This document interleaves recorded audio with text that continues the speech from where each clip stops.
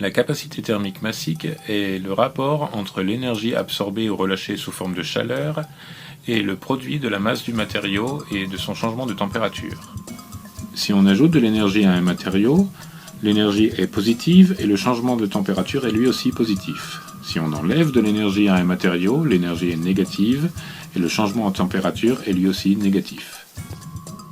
Par exemple, si on ajoute 2 kJ d'énergie à 100 g d'eau à 10 degrés C, on peut calculer le changement de température de l'eau.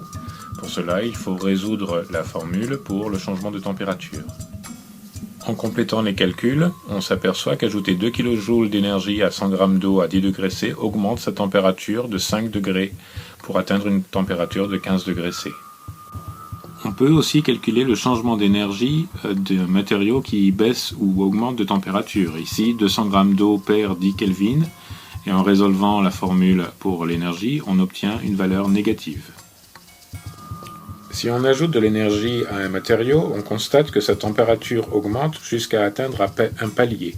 Ce palier est l'enthalpie de changement d'état, qui arrive lorsqu'on arrive à un point de fusion ou à un point d'ébullition.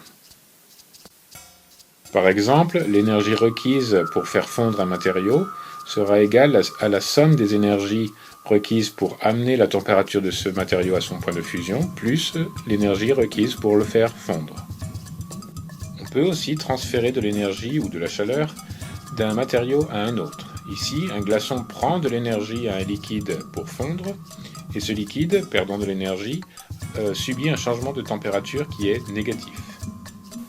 Pour résumer, on peut dire que l'énergie requise pour modifier la température d'un matériau est proportionnelle à sa capacité thermique massique, et l'énergie requise pour changer la phase d'un matériau est proportionnelle à son enthalpie de fusion ou de vaporisation.